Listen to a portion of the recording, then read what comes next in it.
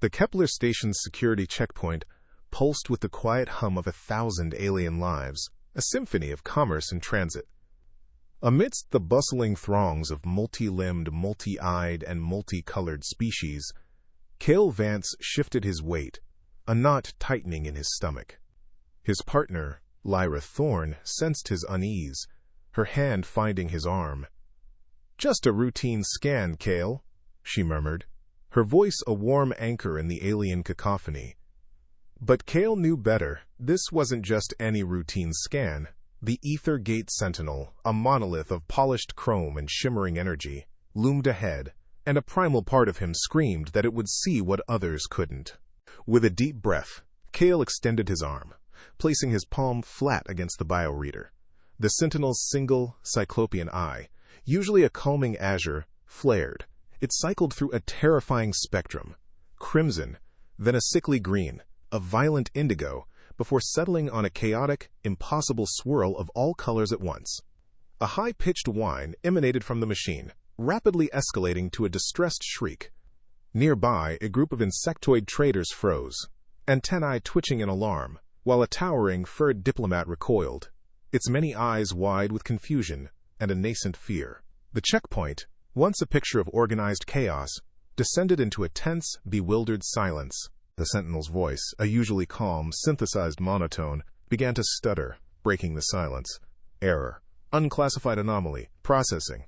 Violation of protocol." A low, nervous hum rippled through the assembled crowd. This wasn't just a malfunction. It was an asterisk event. Security officers, sleek and efficient in their polished armor, began to converge, weapons snapping into ready positions.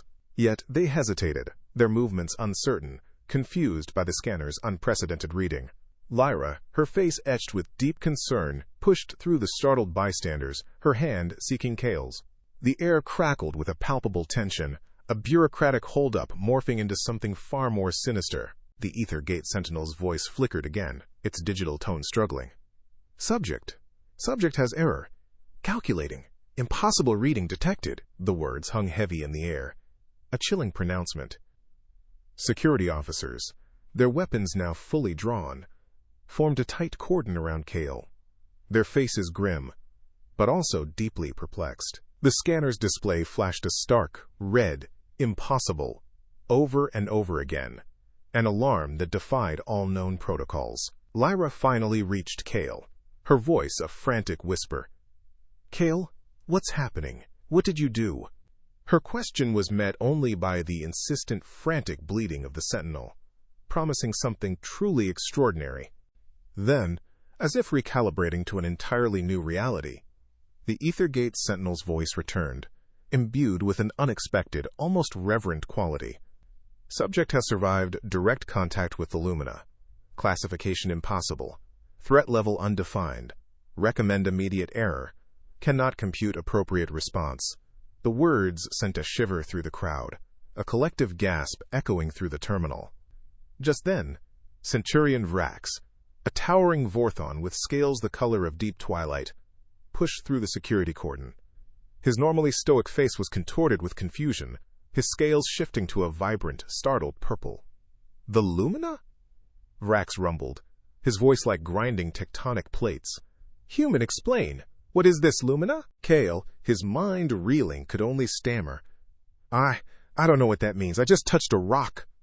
A growing dread began to settle in his gut, a cold alien sensation. Vrax's scales darkened to an intimidating obsidian. "The Ethergate Sentinel is never wrong, human," he stated, his voice a low growl. "Its knowledge base spans millennia, its programming infallible. A Lumina, encounter is not a rock, it is unthinkable, unprecedented.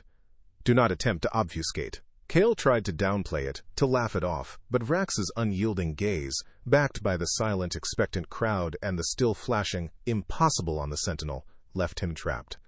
Before Kael could respond, a wispy, translucent figure drifted forward from the edge of the crowd. Lumina Elder Xylos, an Aetheran scholar whose very form shimmered with ancient knowledge, flickered with an almost manic excitement. "The Lumina!" Xylos's voice was like dry leaves, rustling, yet filled with profound wonder. It is spoken of only in the oldest, most sacred texts. Beings of pure energy, architects of reality. To touch the lumina, it is to touch a god. Vrax's scales shifted from obsidian to a confused, almost sickly green.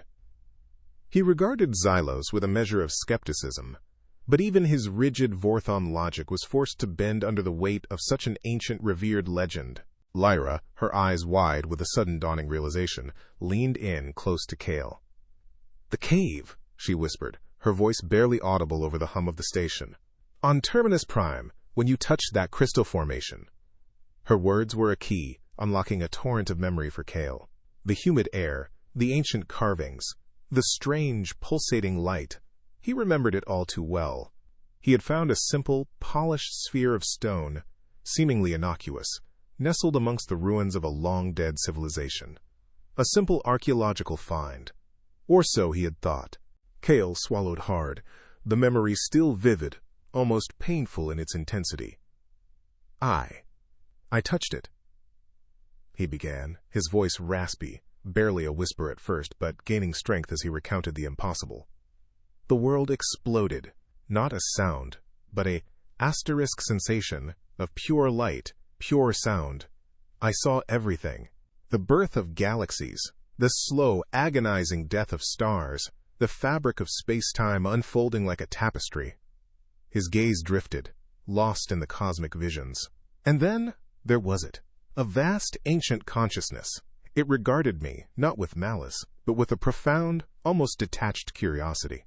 It spoke to me, not in words, but in concepts, in feelings. It seemed surprised by me. A sheepish grin touched Kael's lips. And I talked back. Centurion Vrax's scales flared bright orange, a pure, unadulterated shock. An audible gasp rippled through the crowd. "I asked it," Kael continued, almost embarrassed. "If it was lonely, if it had ever had anyone to talk to across all those billions of years."